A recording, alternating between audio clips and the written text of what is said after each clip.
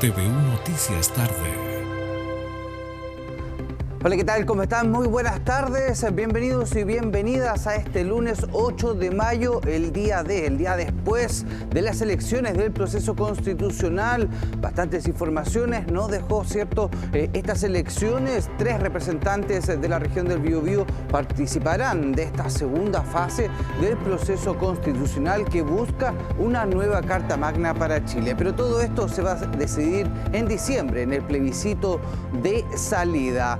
Y vamos a avanzar con nuestras redes sociales, por supuesto. Vamos de inmediato con twitter.com/TVU Noticias para ver la encuesta que preparó el Departamento de Prensa durante esta jornada que está relacionada con el programa de hoy de Conéctate TVU. Pensando en la jornada cívica que se vivió este pasado domingo por la elección de consejeros y consejeras constitucionales, ¿cómo siente que se desarrolló el proceso? Hasta el momento el 71,4% dice muy bien, el 6,3% dice que mal, se debe mejorar, dice hasta el momento de los votos de preferencia el 19,6%.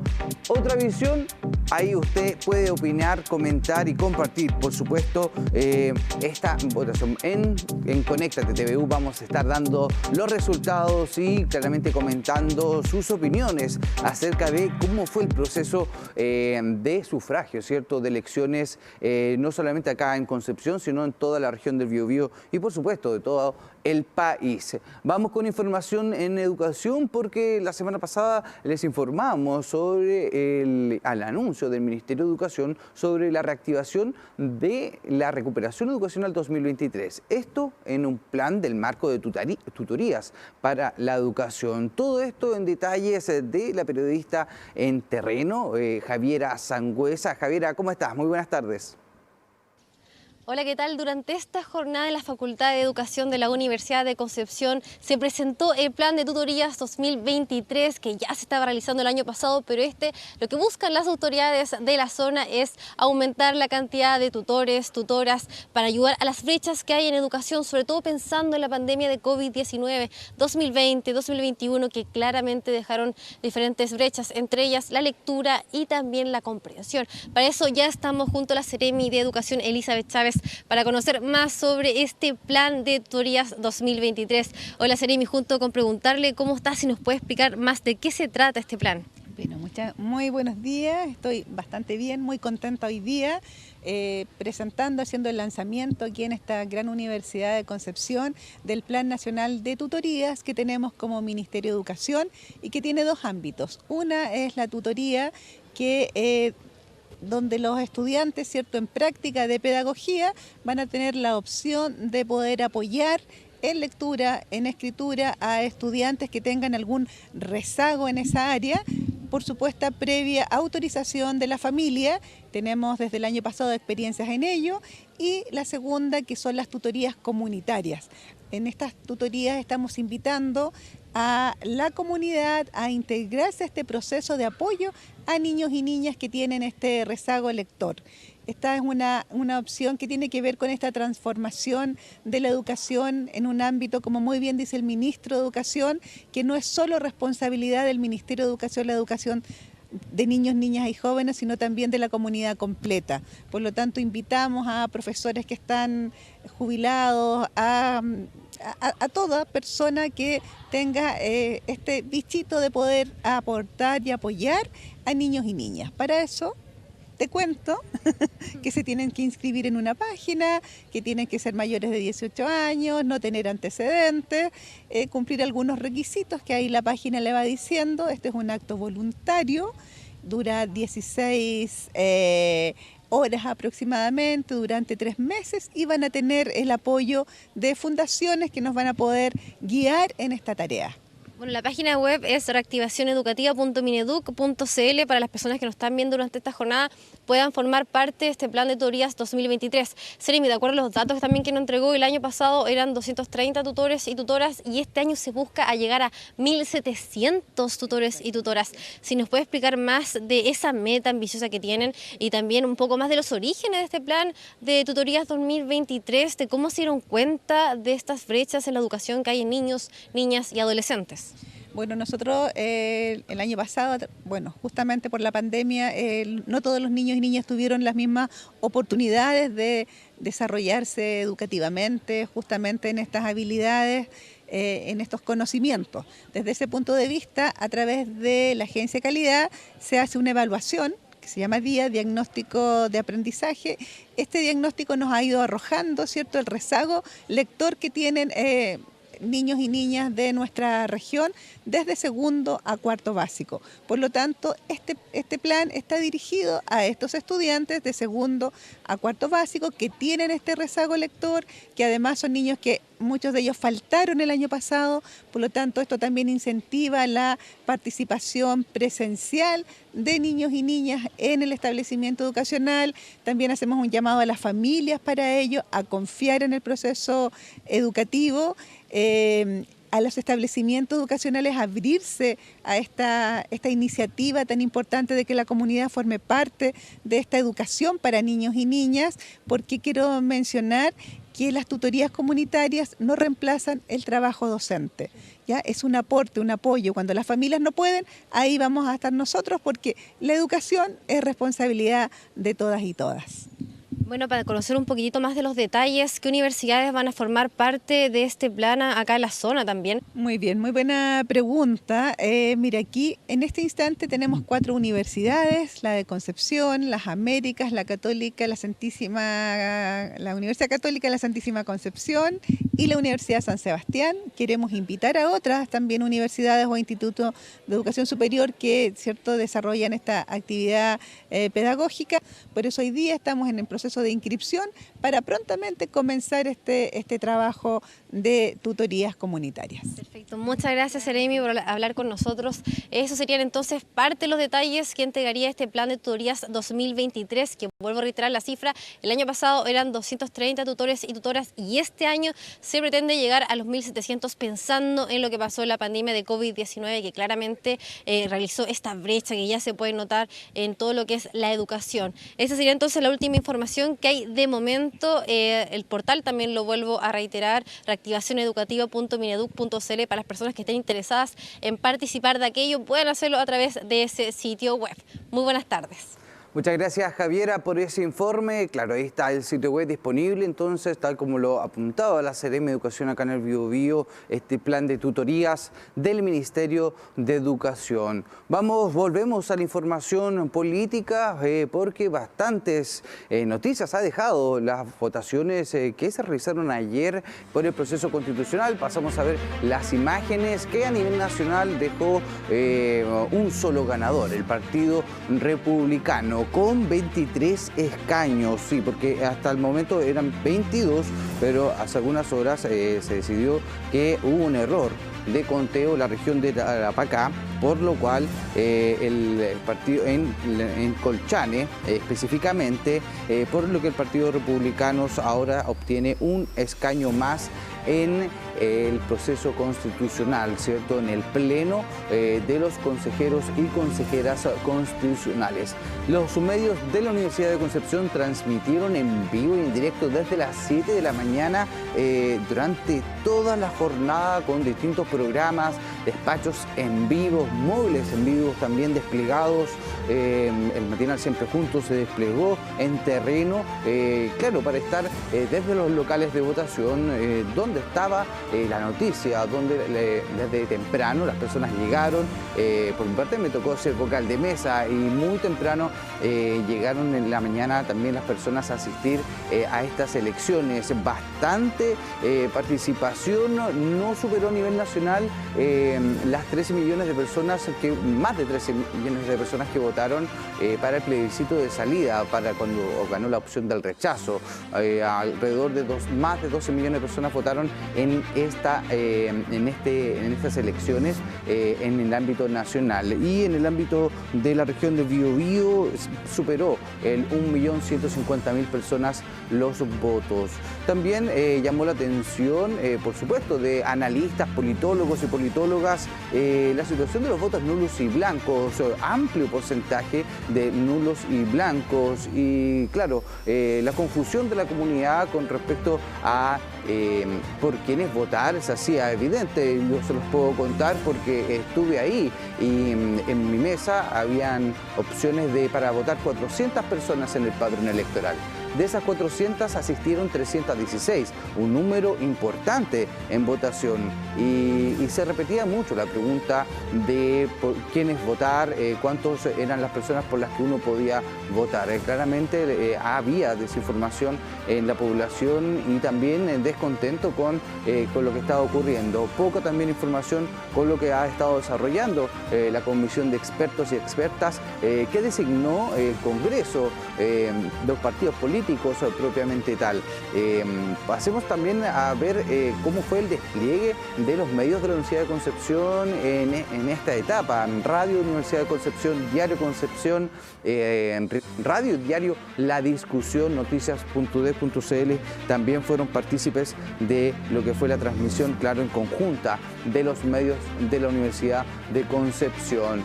3 personas electas en la región del Biobío. Recuerde que estas elecciones se enmarca en la circunscripción 10, en la estrategia, ¿cierto?, en el marco de la que son las votaciones senatoriales, y es por ello que ahí tenemos en pantalla el resultado del CERVEL, ¿cierto?, hasta el momento, que corresponde al 99,87%. Y bueno, la primera mayoría, Patricia Spore Price, del Partido Republicano, y con un 14,59% de los votos, 129.730 votos. Luego le sigue Aldo Sangüesa Carrera con un 12,29% y específicamente obtuvo 109.270 votos. Y la tercera persona, mujer, Paloma Zúñiga Cerda, con 9,91% de los votos de preferencia. Esto se traduce específicamente en 88.081 votos para Paloma Zúñiga. Ahí pasemos a ver la gráfica de cómo queda la nomenclatura del pleno de este proceso constituyente, claramente. Y ahí están los 23 integrantes del Partido Republicano, son 16 escaños para la lista de Unidad para Chile, 11 para la lista de Chile Seguro, esa es la lista de la UDI, el Partido de Renovación Nacional, y 1 de representante de los pueblos originarios. Consignar que hay 2 representantes de los pueblos originarios que fueron por la elección general, no de los pueblos originarios, en el papel serían 3. Ahí está entonces la nomenclatura, ¿cierto?, de los consejeros y consejeras constitucionales, el hemiciclo de que va a empezar a trabajar durante esta parte del año, ¿cierto?, hasta finales, ¿cierto?, del último trimestre. Bastantes situaciones ocurrieron durante este proceso de elecciones. En la mañana fue bastante lenta, principalmente en Gran Concepción, neblina, bastante fría la mañana en las elecciones, pero al mediodía ya comenzaron, ¿cierto?, a llegar las personas que querían votar. Así que, bueno, bastantes personas concurrieron a los locales de votación. Usted lo pudo ver, ¿cierto?, en la transmisión de los medios de la Universidad de Concepción. Tenemos declaraciones de lo que fue un voto asistido. Pasemos a escuchar.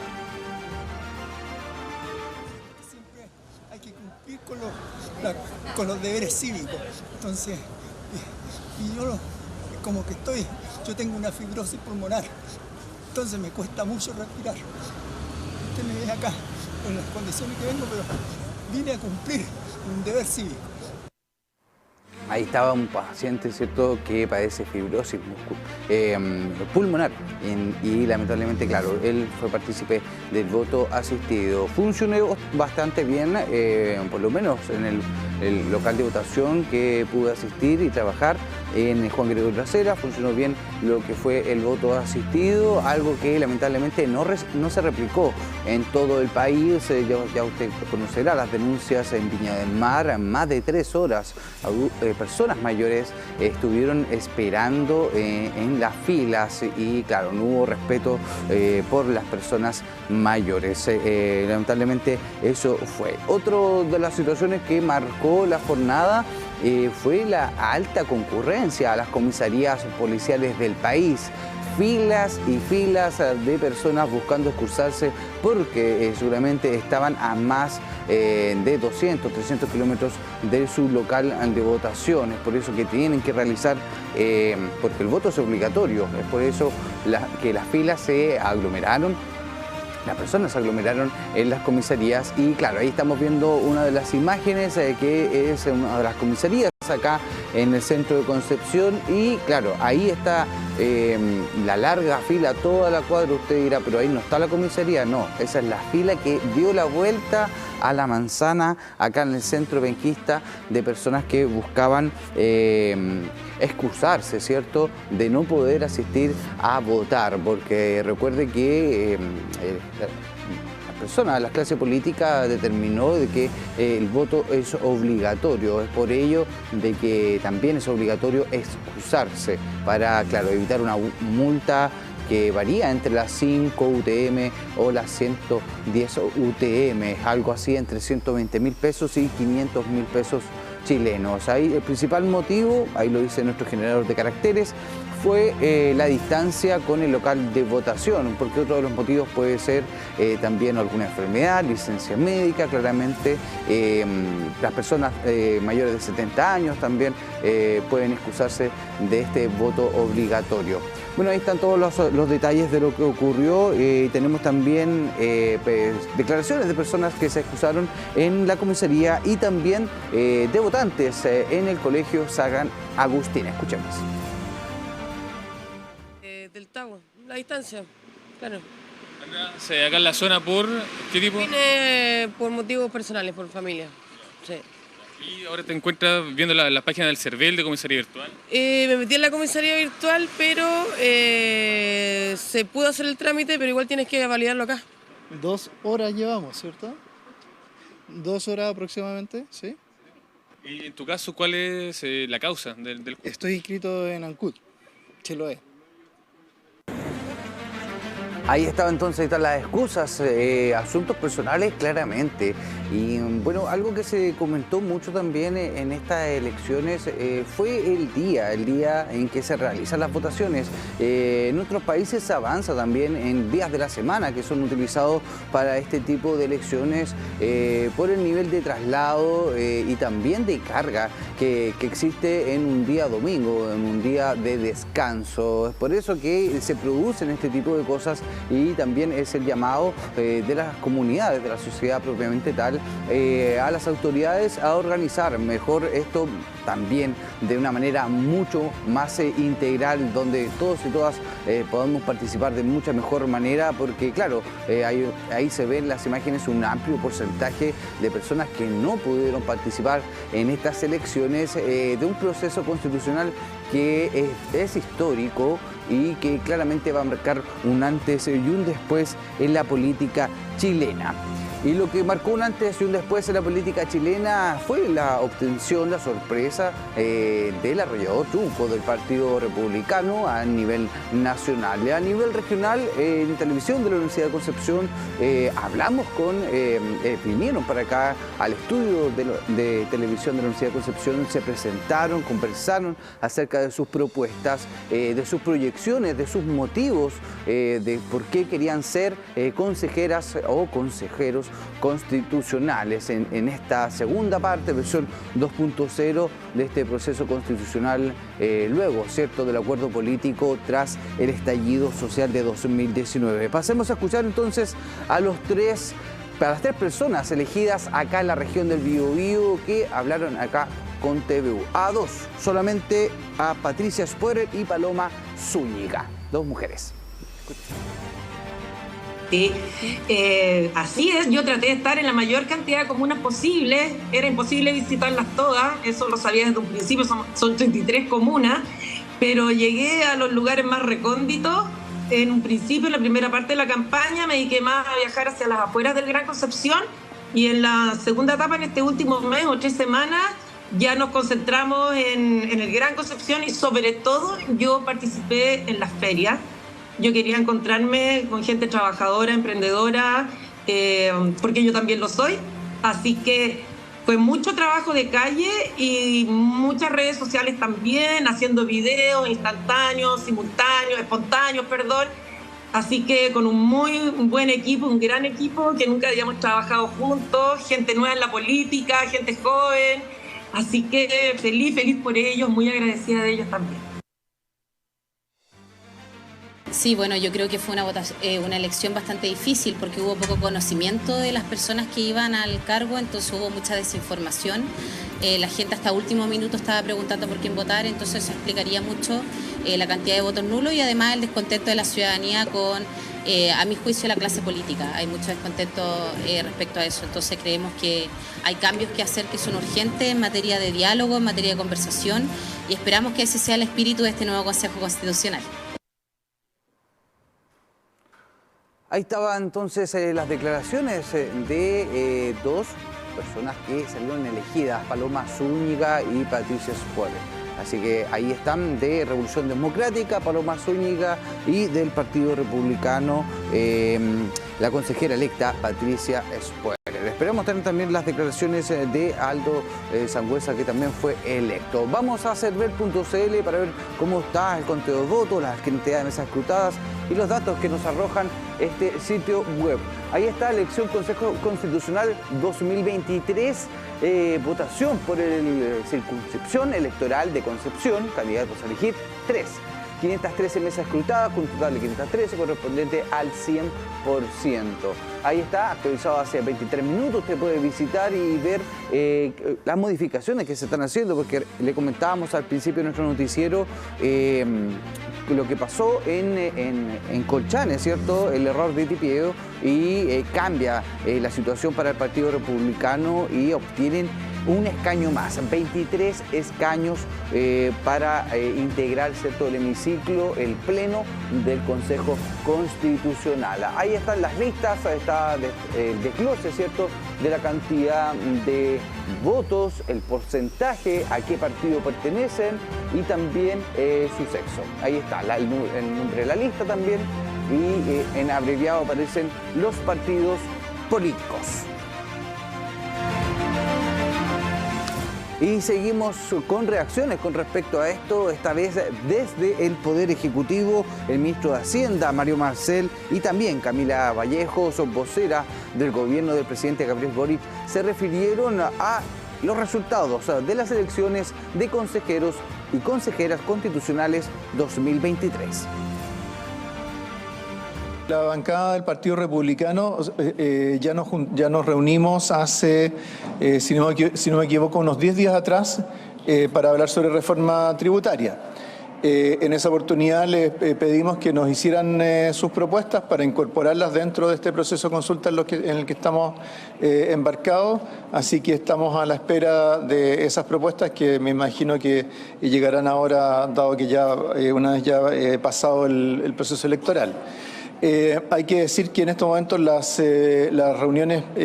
principales reuniones que están pendientes corresponden a los partidos de Chile Vamos, que pidieron hacerlas después de las elecciones, así que nos imaginamos que ahora se podrán reactivar, y con todo eso ya podremos echar a andar más estructuradamente este proceso de diálogo con los partidos y las bancadas políticas en torno a la reforma tributaria. Ayer Tuvimos, como ustedes saben, una jornada de alta participación en la elección de consejeros y consejeras constitucionales. Nuestro presidente de la República y como gobierno nos tocó, obviamente, no solo destacar y valorar el proceso de participación, sino que darle los mejores deseos en la construcción de acuerdos al Consejo Constitucional, porque van a tener una tarea ardua, compleja, no exenta de dificultades, dado que para poder lograr ponerse de acuerdo se requiere mucho diálogo, ¿no? Y la ciudadanía espera, sin lugar a dudas, que estemos a la altura y que nuestra sociedad y los representantes estén a la altura de los grandes desafíos para poder dibujar el camino hacia un mejor futuro. Bueno, los analistas políticos hablan de un revés político no solamente para un solo lado, sino también para la centro-derecha, para conglomerados que recién se estaban formando como Amarillos por Chile. Bueno, la clase centro-izquierda, la lista Todo por Chile fue la segunda mayoría, pero claramente el amplio ganador es el Partido Republicano, liderado por José Antonio Kast, ex candidato presidencial. Vamos a otro tema, a la Universidad de Concepción, porque claro, nuestras continuidades hablan de que mayo es el mes de aniversario de nuestra casa de estudio, cumple 104 años de existencia, y en el campus Los Ángeles también están en la misma sintonía, porque cumplen 61 años de existencia. Y dice lo siguiente en el Twitter de @Universidad de Concepción.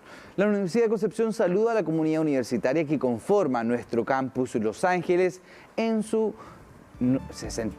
aniversario número 61, agradeciendo su contribución a la ciudad, a la provincia de Biobío y a nuestra región. Feliz aniversario, UDEC Los Ángeles. Y como televisión de la Universidad de Concepción nos sumamos a este saludo aniversario. Les deseamos muchas felicidades a todas las personas que conforman y trabajan día a día en el campus Los Ángeles. Hacemos nuestra primera pausa y ya volvemos.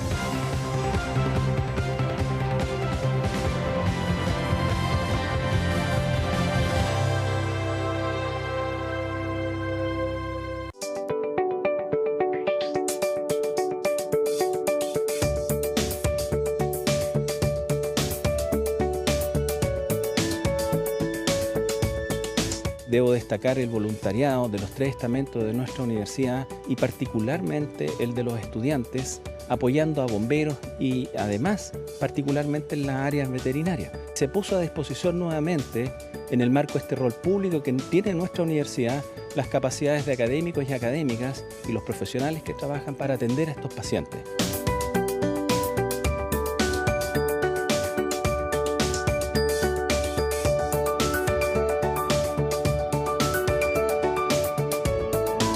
Estos animales vienen de algunos sectores como el caso Yungay, Quillón, y el problema que tenían es que venían con una evolución sin estar estables los pacientes. Con mucho dolor, presentaban condiciones ya de piel que estaba completamente ya en condición de maceración. Y lo que hicimos primero fue estabilizar y posteriormente ya comenzamos a trabajar en lo que serían los manejos de dolor, hidratación.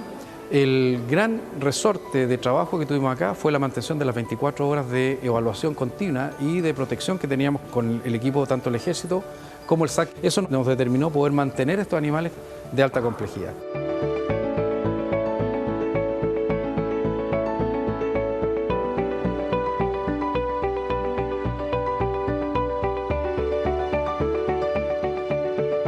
Hemos tenido casos muy dramáticos.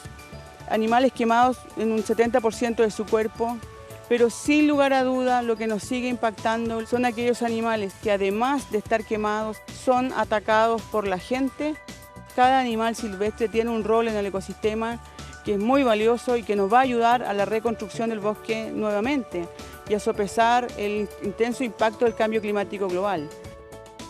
Cuando hay desastre aflora la nobleza de las personas y nos ha permitido ver esa nobleza de nuestra comunidad universitaria de atender a estas condiciones tan especiales y tan desastrosas que ocurren con los incendios, particularmente ahora.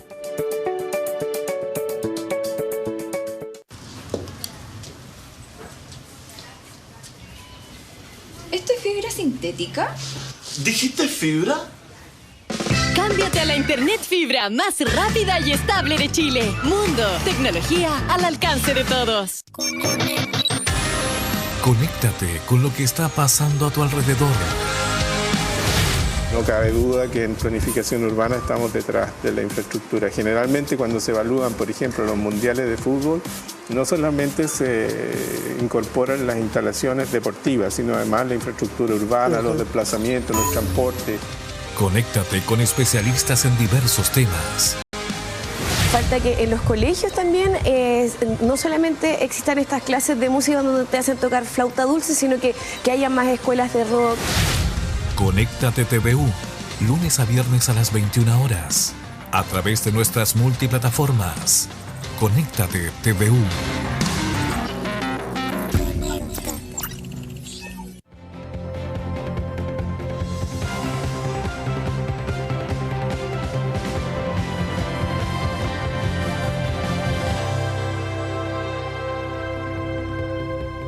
Volvemos a TVU Noticias Tarde, este lunes 8 de mayo. Avanza, ¿cierto?, este 2023 y, bueno, bastantes temas relacionados a la educación han marcado lamentablemente las noticias y harto involucra a las personas que trabajan día a día, ¿cierto?, con las y los estudiantes de Chile. Para ello nos encontramos en el estudio con Mario Aguilar, director nacional del Colegio de Profesoras y Profesores de Chile. Mario, muchas gracias por estar acá en TVU Noticias. Muchas gracias por la invitación. Soy presidente regional metropolitano, ese es mi presidente cargo. Regional metropolitano, perfecto. Ahí corregimos entonces en el cargo igual para el generador de caracteres. Mario, bueno, han sido años complejos en el ámbito educacional. La semana pasada la Organización Mundial de la Salud declaraba el fin de la emergencia internacional por la pandemia del COVID-19, algo que cambió mucho la colegiatura, los profesores, su manera de trabajar y al volver claramente a la presencialidad, lamentablemente nos encontramos con mismos desafíos, problemas, inquietudes, preocupaciones de las comunidades educativas desde muchos años atrás. Sin ir más lejos, ayer se cayó un techo en un local de votación, algo que también es un reflejo de cómo es nuestra educación pública en Chile.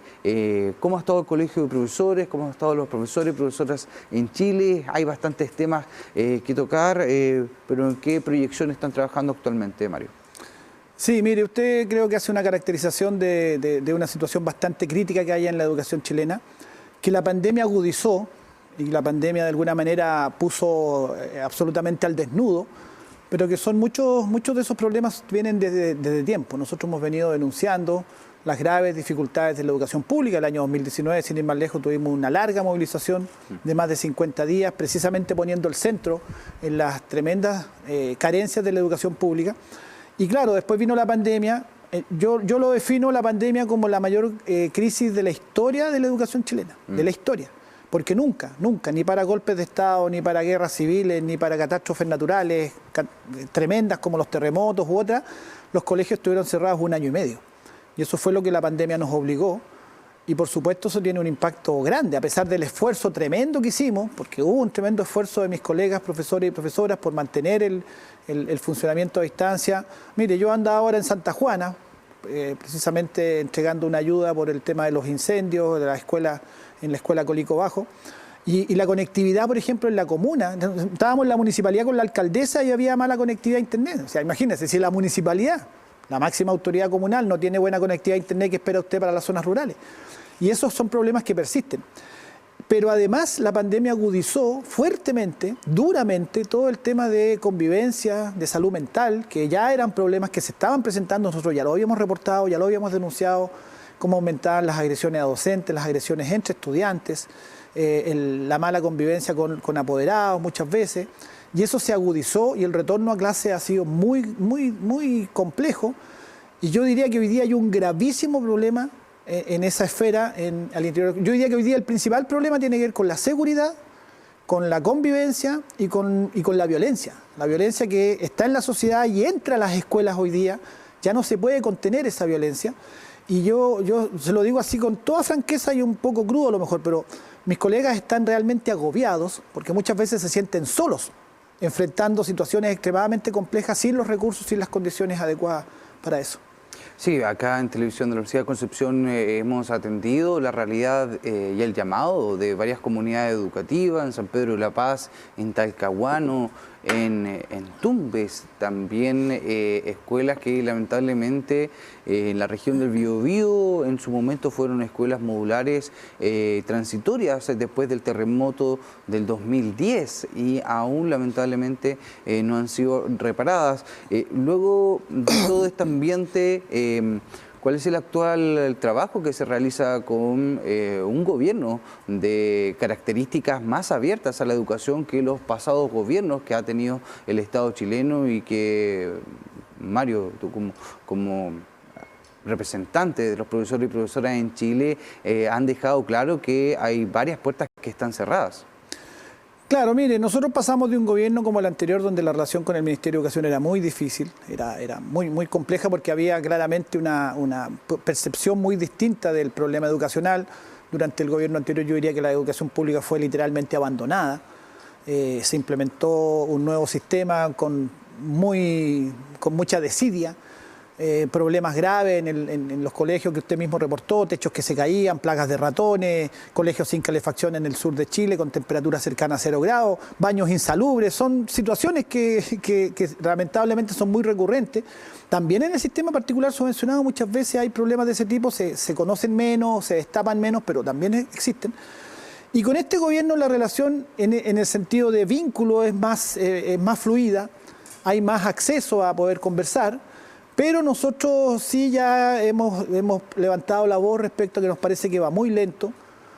Ya se cumplió un año de gobierno y no se avanzó mucho, no se avanzó en algo tan significativo. Se demoran decisiones, hay compromisos pendientes que no se han cumplido. El pago de la deuda histórica, que es un compromiso del presidente Boris y que lo ha reiterado, pero en términos prácticos todavía no hay un proyecto de ley que se iba a enviar en diciembre del año pasado.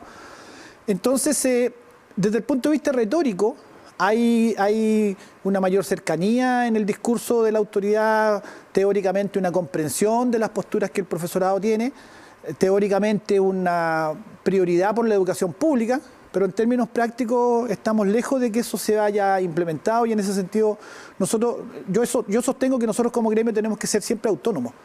Y aplaudir a un gobierno cuando hace algo bueno, pero también cuestionarlo cuando no hace algo bueno, y nosotros no podemos alinearnos con un gobierno en particular, aunque se pueda sentir cierta cercanía.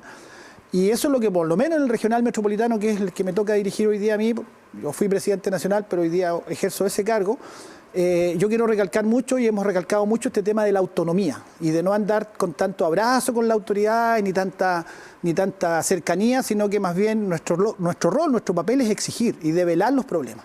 Y eso es lo que hemos querido hacer y es por eso que no escondemos los problemas, no nos parece que sea el camino correcto, los problemas más bien hay que evidenciarlos y ponerlos en la palestra. Sí, bueno, si algo sabe la historia chilena es que los problemas se alcanzan muy rápido y es por eso esta política de prevención, más que suplir e ir al auxilio, claramente. Y claro, ha pasado un cuarto de gobierno y claro, se establecen ciertas relaciones, se establecen ciertos puntos, pero el trabajo práctico lamentablemente sigue siendo la misma tónica del Estado, del aparato estatal chileno. Mario, tú puntualizabas la visita a Santa Juana. Muchas de las escuelas modulares del terremoto del 2010 se quemaron en Santa Juana. Puntualizando, si nos detenemos en eso, ¿cuál es la realidad de la educación en Santa Juana? Lo que has podido ver, conversar con las comunidades educativas y claramente también con profesoras y profesores. Mire, qué buena su pregunta, se lo agradezco porque yo creo que es importante, porque noticiosamente los incendios ya pasaron. Como que de alguna manera ya no es noticia, por lo menos a nivel nacional, ya otras noticias ocupan el espacio, pero fíjese que la alcaldesa nos contaba, que nos reunimos con ella largo, que la reconstrucción apenas ha cubierto el 30% de lo que desapareció, casa, edificio y escuela. Solo el 30%. Es decir, menos de un tercio y sin embargo ya no es noticia y pareciera que ya no se necesita tanta ayuda. Nosotros llegamos con ayuda que recolectamos o conseguimos en la región, en apoyo de nuestros colegas, y fuimos a apoyar la escuela de Colico Bajo, que es una escuela que desapareció completa. Entonces, y claro, son 7 estudiantes lo que tiene esa escuela, porque es una escuela rural muy pequeñita. Pero esos 7 estudiantes tienen derecho a la educación y tienen derecho a condiciones dignas. ¿Sabe dónde están funcionando? En una casa que prestó una vecina. Una vecina, fíjese, además el caso humanamente es bien maravilloso. Una vecina que trabaja de asesora del hogar en Santiago, se había construido su casa, quería venir ya a jubilarse y venirse a su casa. Claro. Y postergó su jubilación para prestar su casa para que sirviera como escuela. Yo encuentro que es un gesto de una generosidad tremendo. Impresionante. Que las comunidades tienen, pero a veces el Estado sigue llegando tarde o los privados siguen a veces ausentes de estos problemas. Nosotros llevamos una impresora, material deportivo, material para los niños, tablet para los niños, que fue lo que logramos recuperar y muy agradecido. Pero hay muchísima carencia. Y fíjese la peor noticia, y aquí un llamado a la Autoridad Regional de Educación y que nosotros también lo vamos a hacer presente a nivel nacional. Esa escuela la quieren cerrar. El Ministerio señaló que no la querían reconstruir y querían más bien llevar los niños a otra escuela, y esa nunca es una buena solución. Porque cuando usted cierra una escuela rural, aunque sea pequeñita, de alguna manera esa comunidad empieza a morir.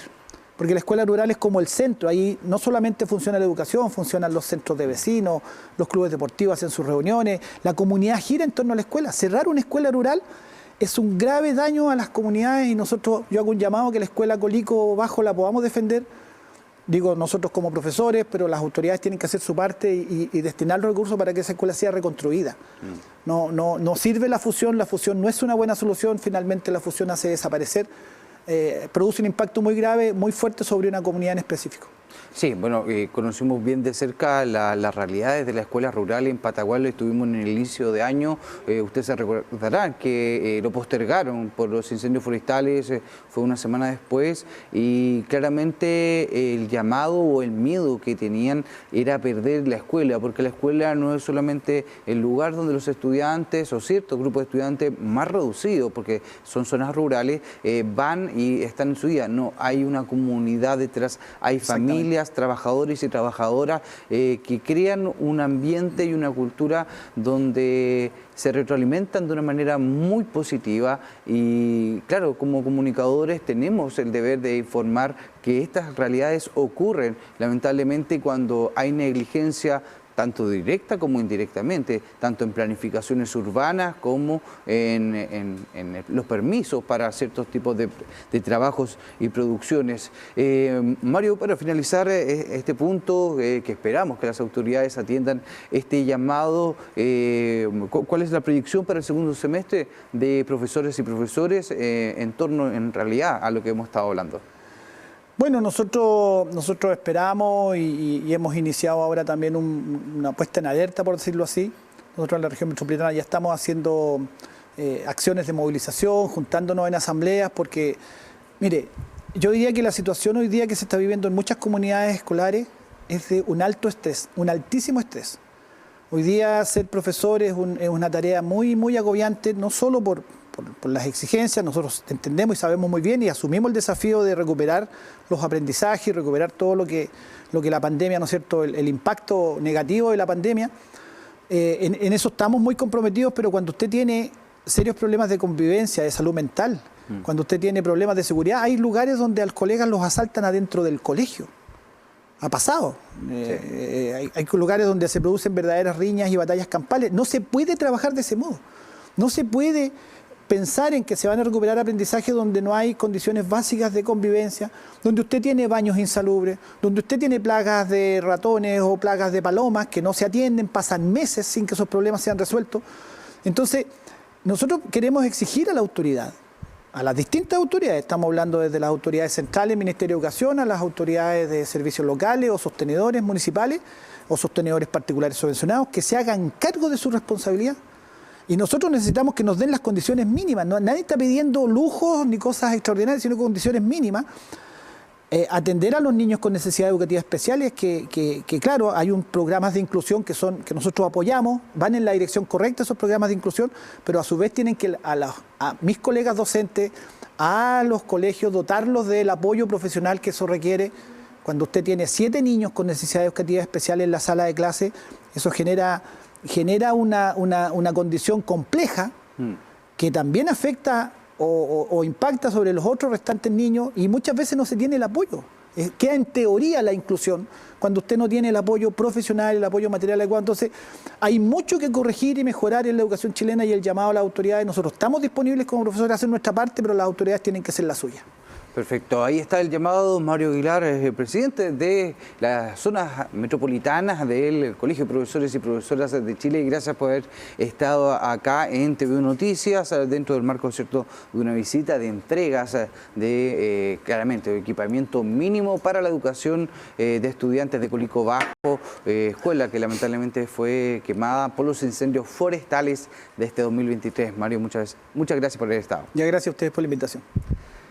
Y luego de este tema educacional, seguimos en educación, pero nos vamos al Twitter de la Universidad de Concepción, porque mayo es el mes de aniversario, 104 años de nuestra casa de estudio. Y @udeconcepción dice lo siguiente en twitter.com: con un nutrido programa de actividades, la UDEC comienza a conmemorar 104 años de legado histórico y territorial. Invitamos a toda la comunidad a sumarse a las actividades que darán vida a nuestro mes de aniversario. Los 3 campus, ¿cierto? Chillán, Los Ángeles y Concepción, pero también la unidad de Santiago. Ahí usted puede pinchar el link, ¿cierto? Ahí están las fotografías de las actividades y claramente de los campos. Ahí está. Celebremos juntos y juntas los 104 años de Universidad de Concepción. Ahí están entonces los detalles de lo que es la programación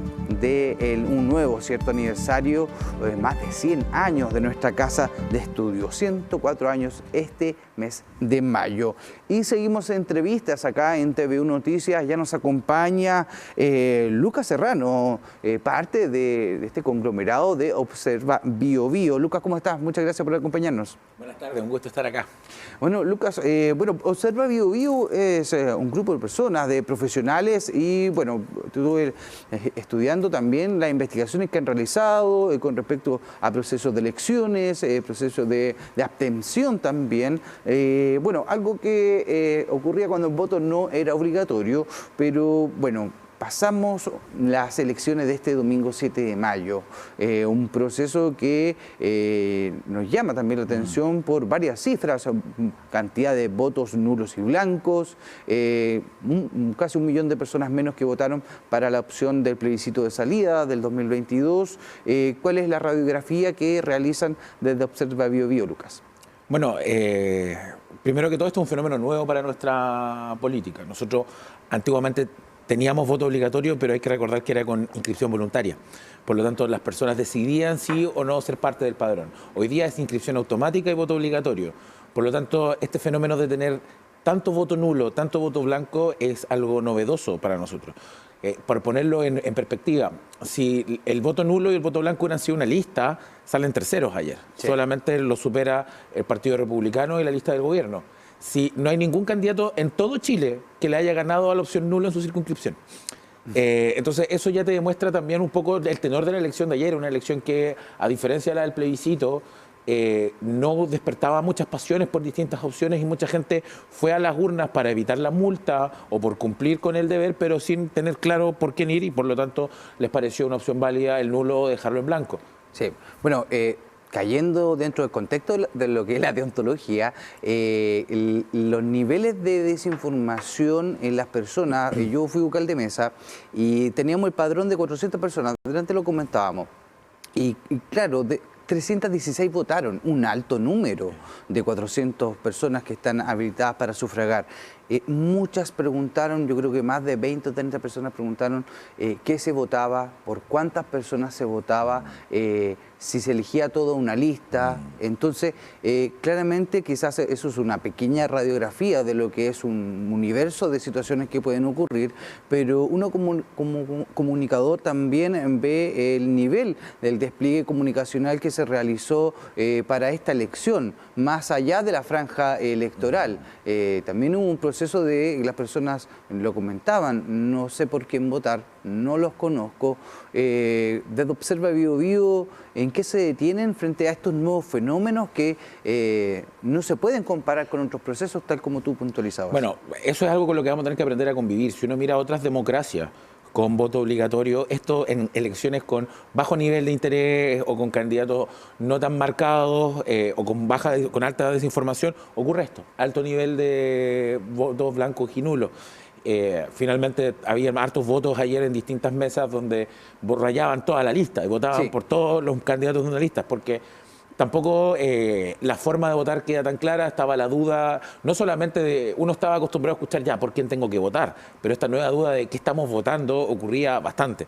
Entonces, finalmente, ahora que vamos a entrar en un nuevo ciclo electoral, donde vamos a tener elección de alcaldes, concejales, consejeros regionales, diputados, presidentes, etcétera, y todo eso va a venir aparejado con voto obligatorio, es algo con lo que nosotros vamos a tener que aprender a convivir. Ahora también es cierto que aquí hay responsabilidad de la ciudadanía, o sea, es cada uno como ser, como ciudadano, el que tiene el derecho a informarse. Algo puede hacer ver, es cierto que por temas políticos quizás el gobierno no profundizó mucho la campaña de información, pero aún así ni el CERVEL, ni el gobierno, ni nadie puede entrar a tu casa y decirte, oye, el domingo hay elecciones, esto se vota. También es responsabilidad de cada uno de nosotros votar informado, es parte de los preceptos básicos de ver la democracia y el derecho a votar como un deber también.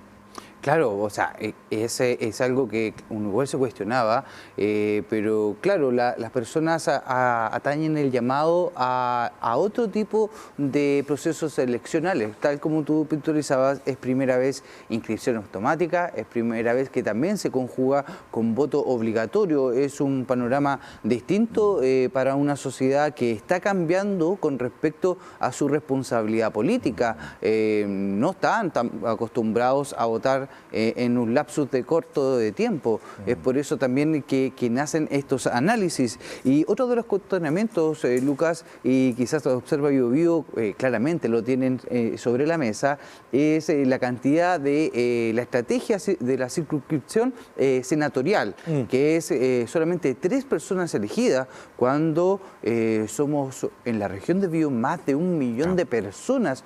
¿Cómo se coincide con la región de Araucanía, que tienen menos demografía y tienen 5 representantes en el nuevo pleno del proceso constitucional? Bueno, nosotros como Observa Bio Bio hace harto rato, dentro de las alertas electorales que nosotros siempre levantamos, por ejemplo a nivel de los distritos de diputados, creemos que el distrito 21, que junta la provincia de Arauco con la provincia de Bio Bio, con algunas salvedades por ahí, nos parece un distrito que se nota que lo hicieron sin conocer las conectividades y las realidades de esos distritos.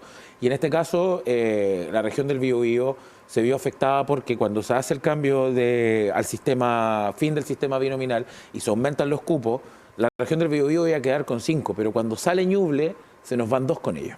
Por lo tanto, desde ahí no se ha hecho una reforma constitucional para aumentar a la región del Bio Bio, porque quedan definidos en la ley, quedan definidos. No hablan de una proporcionalidad territorial. Dice, la región va a tener X. Entonces, esa definición a nosotros que la región del Bio Bio nos quita cuotas de poder. O sea, una región tan importante que tenga solo 3 miembros en el Senado o 3 miembros en este caso en el nuevo Consejo Constituyente es algo bien complejo, sobre todo si ya consideramos, por ejemplo, que los expertos casi todos son de Santiago. Entonces, obviamente nosotros como región del Bio Bio y nosotros como Observa Bio Bio creemos que acá en la región se hacen cosas culturales, de investigación, en todos los ámbitos. Tenemos mucho que aportar y quizás nuestra representación es bastante baja, lo que también hace que los resultados de ayer, a pesar de que hay una clara tendencia acá en la región y que es más o menos la misma tendencia a nivel nacional, un poco sobre incluso de la tendencia nacional, pero tener 5 candidatos al Consejo, al tener 5 senadores, creo que nos permite representar mucho mejor el tejido social que hay en la región del Bio Bio. Claro, o sea, son conceptos actuales de representatividad de los que estamos hablando. Lamentablemente, quizás desde Observa Bio Bio también, quizás hacer el llamado o hacer puntualización a las actualizaciones de esta diagramación política que existe para las elecciones, los hechos de representatividad, el análisis de factores, como tú bien indicabas, Lucas, sobre la inscripción automática, el voto obligatorio, muchos fenómenos veíamos, las imágenes, filas, cuadras de filas, gente para excusarse en procesos donde, no era electrónico, chuta, era presencial. Entonces hay varias matices, ¿cierto?, de todo este fenómeno electoral que quizás tienen que ir actualizando. ¿Cuál es la postura desde Observa Biobío? Es que es interesante porque desde la pandemia a la fecha hemos estado expuestos a un calendario electoral bastante intenso. Desde el 20 de octubre con el plebiscito de entrada, pasando por la elección de todos nuestros cargos de elección popular, segunda vuelta, plebiscito de salida y ahora nuevamente una nueva elección de consejeros constituyentes. Entonces, a esa frecuencia de ir a las urnas, el chileno se ha estado encontrando con los problemas que significa ir a votar frecuentemente. Las personas aparecen en regiones distintas, no todos tienen quizás los recursos para movilizarse. Hace muy poco esta idea de que la locomoción sea gratuita el día de la elección entró en vigencia, porque antiguamente igual eso era algo que fomentaba la no participación. Es más, antes del voto obligatorio, las comunas más vulnerables eran las que tenían menos números de participación. Sí. Entonces, hoy día también estamos obligando a personas que a lo mejor tienen altos niveles de vulnerabilidad a moverse, a movilizarse, y eso también quizás los lleva a excusarse. Y obviamente nosotros igual tenemos un resguardo por... nos encanta la votación en papelito, la verdad. En otros países usan pantallas táctiles, en otros países incluso el voto por correo, y nosotros la verdad es que como Chile tenemos algo de desconfianza de cambiar nuestro sistema porque...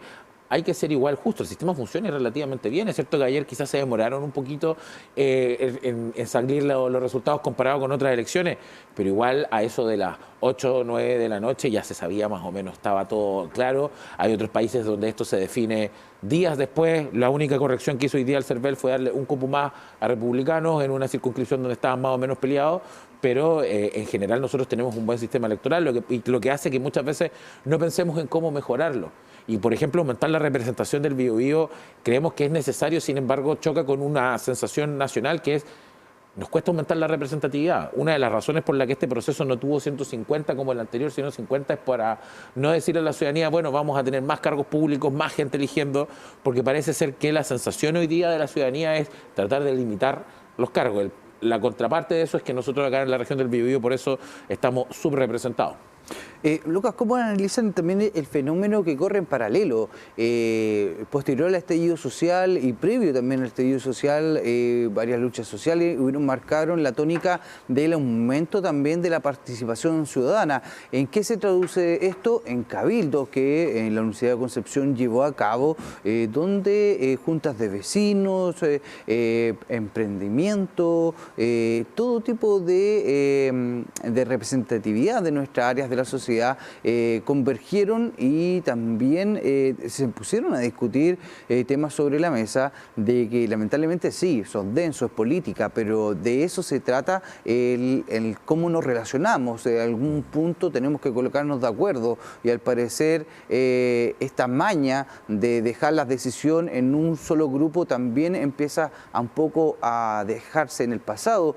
¿Cómo analizan este fenómeno desde Observa Biobío, Lucas? Bueno, uno de los grandes problemas del proceso constituyente anterior, y que quizá es algo súper irrealizable en nuestros tiempos, es que tenían que lograr hacer una constitución que convocara a todos. Claramente no lo fue.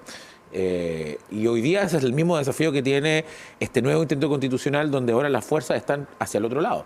Si la vez pasada la derecha no había alcanzado un tercio que le permitía tener cierta capacidad de veto, hoy día es el oficialismo el que no alcanza ni siquiera a tener los 2/5 para poder agregar o parar ciertas modificaciones. La derecha controla los 2/3 con 34 de 50, justo, entonces, de 51, perdón. Sí. Justo, entonces, eso hable el apetito para quienes controlan estos procesos de apoderarse y quizás querer llevarlos para su lado, que es lo que ocurrió con la convención anterior. Y es un gran desafío que tiene hoy día nuestros grupos políticos, porque ninguno ha sido capaz de poder representar de buena manera ese espíritu que hablas tú, ese espíritu de las juntas de vecinos, el tejido social, la sociedad civil, las personas que quieren cambio, y al momento de quizás atribuírselo a través de sus visiones políticas e ideologías terminan alejando a las personas de ese proceso. Por eso hoy día hay que ver si, incluso el mensaje ayer del presidente de la noche era poniéndose él como culpable dentro de los culpables, que no cometan los mismos errores que cometimos nosotros, con la convención anterior. Ese es quizás también uno de los desafíos de la democracia. Nosotros como Observa Bio Bio hemos concluido hace mucho tiempo, en muchas de las conversaciones que hemos tenido, que no hay que olvidar que la propuesta de una nueva constitución fue una solución política a un problema social. Sí. Y ahí está el punto. Porque no se abordó como una solución social un problema social, porque es difícil. ¿Cómo nosotros, el proceso constituyente de Michelle Bachelet trató de hacer algo así? Articular a la sociedad en cabildos, que esos cabildos levantaran temas y después de esos temas nacer una propuesta convencional. Es cierto que la participación no fue tan alta, pero en una forma interesante. Hoy día, debido también... Y no hay que olvidar cómo era el contexto político de la noche del 15 de noviembre cuando se nace esta ruta hacia una nueva constitución. La idea era un poco poder volver a cierta gobernabilidad que estábamos perdiendo. Estaba súper complejo y hoy día la respuesta parece ser que con el voto obligatorio la gente está obligada a ir a votar, pero tienes un grupo que parece ser que está yendo hacia la derecha muy constantemente. Si tú miras las dos últimas elecciones, parece ser que la votación del rechazo y la votación de ayer del Partido Republicano, más toda la otra derecha, se condice. Eso es lo que politólogos lo analizan desde el punto de vista de la reactivación de puntos de ira en los receptores, que en este caso somos nosotros, la franja electoral. Usted se pudo dar cuenta cuáles son los primeros valores o emociones que afloran luego de ver franjas, por ejemplo, del Partido Republicano. Claro, esos son puntos de ira que los especialistas han decretado y claro, ha funcionado en Estados Unidos, ha funcionado en otros lados. Claro, al final es una lectura, yo creo que el Partido Republicano es el que leyó mejor el escenario. Sí. Leyó el escenario entendiendo que las personas quizás no estaban tan hambrientas de una agenda de largo plazo, querían una agenda de corto plazo que respondiera a las problemáticas que están sintiendo todos los días. Y eso convocó, o sea, ayer convocó y en masa. Así es. Es casi espeluznante la diferencia entre el Partido Republicano versus todos los otros partidos que lo siguen. El Partido Republicano tiene un 35% de los votos, que lo sigue un 9%. Perfecto, ahí está, se nos pasó volando el noticiero, hablando con Lucas Serrano, entrevistas también con Mario Aguilar, representante del Colegio de Profesores, Lucas Serrano, representante también de Observa Bio Bio, analizando también lo que es los fenómenos que nos deja este proceso de elecciones. De seguro nos quedaron varios temas que desarrollar. Lucas, te agradecemos haber estado aquí en TV Noticias Tarde. Muchas gracias por la invitación, un gusto. Y junto con Lucas despedimos este noticiero. Revise todas nuestras entrevistas y materiales periodísticos en todos los medios y plataformas digitales de la Universidad de Concepción. Nos vemos. Buena tarde.